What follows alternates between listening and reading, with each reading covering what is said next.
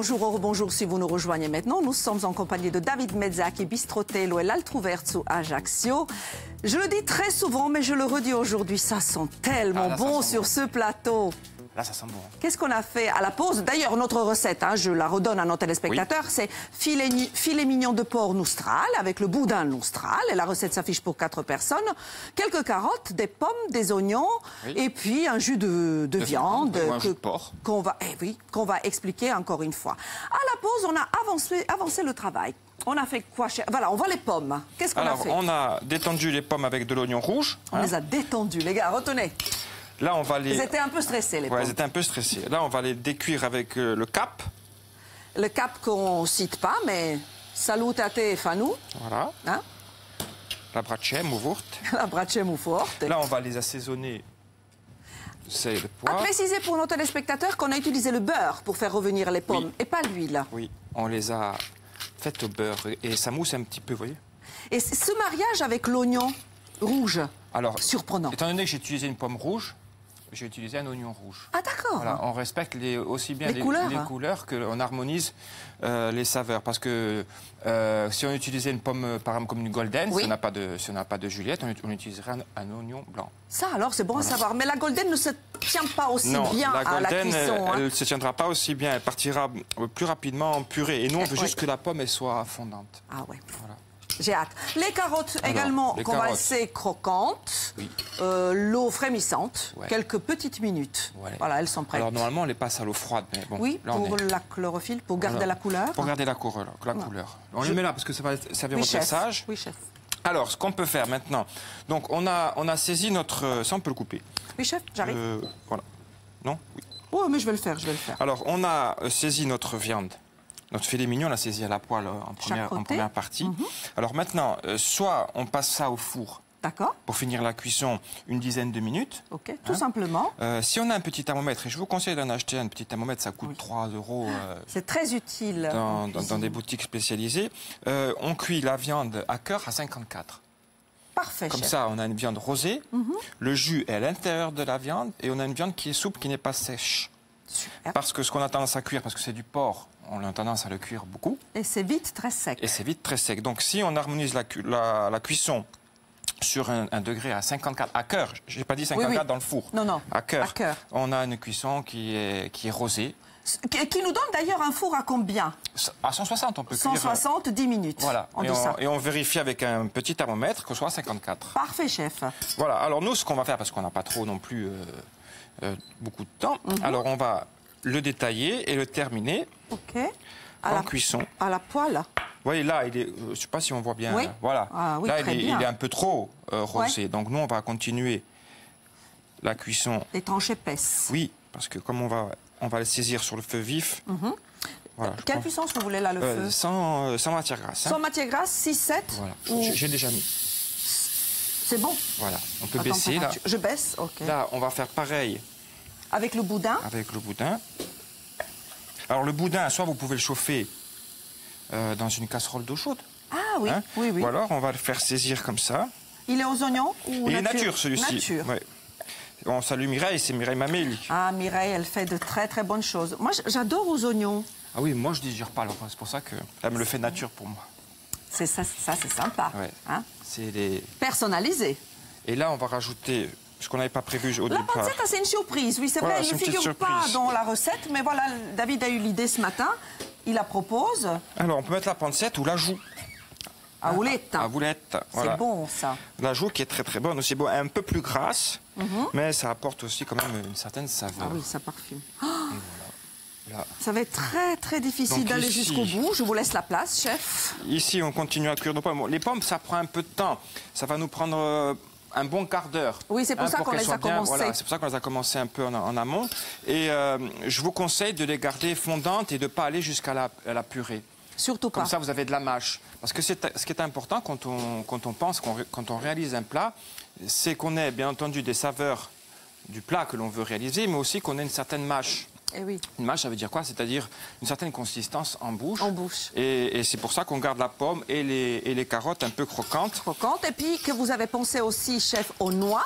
Oui. Les noix sont là pour le croquant. Oui. Les noix, d'ailleurs, on va les concasser un petit peu. On peut mettre aussi les noisettes. Hein. Ah oui. On est d'accord. Ah oui, oui, on peut mettre des noisettes, on peut mettre des amandes. Vous mettez ce que vous avez en fruits secs. Et puis, comme c'est très important de manger des fruits secs. Eh oui. Voilà, aussi bien que des légumes. Alors, mais là, il y a tout ce qu'il faut dans ce plat. Hein. Il est très riche quand même. Hein. Ouais, il est très équilibré, cependant. Viande, légumes. Alors, on peut aussi faire une purée de patates douces ou une purée de pommes de terre ou agrémenter d'une purée de carottes. En ce moment, il y a des navets, on peut mettre des navets. Et on peut mettre aussi, ce qui se marie bien avec le porc, c'est le chou. Ah oui, c'est très bon. Ouais. Le chou, ça se marie très bien. Donc, comme c'est, on est en pleine période de chou. Il y a aussi du chou chinois. Il y a aussi du chou chinois, du chou rouge. Qui est très bon, hein. Le chou rouge. Voilà, on peut agrémenter cette recette comme on veut. Et on pourrait même cuire le chou avec les pommes. Et là, on aurait du vert avec du rouge, ça serait pas mal. Et oui, bon, voilà, il y a plein de choses que l'on peut agrémenter. Là, quand on donne une recette, n'importe laquelle, c'est une base sur laquelle on travaille tous. Et après, on peut s'écarter, bien sûr, et se faire plaisir. Et puis, une recette ne doit pas rester figée, elle doit évoluer avec la ménagère, avec le chef, la avec le cuisine, c'est comme ça. Voilà. Il faut toujours faire évoluer un petit peu à son goût. Alors, on a 4 minutes, David, pour aller jusqu'au bout de la recette. Je voudrais que l'on rappelle à nos téléspectateurs comment vous avez réalisé ce jus de viande, justement, que vous êtes en train de... Alors, on l'a réalisé avec les parures de viande, qui pourraient être celles du porc, ou qui peuvent être celles du veau ou du bœuf, ou de l'agneau si on fait un agneau.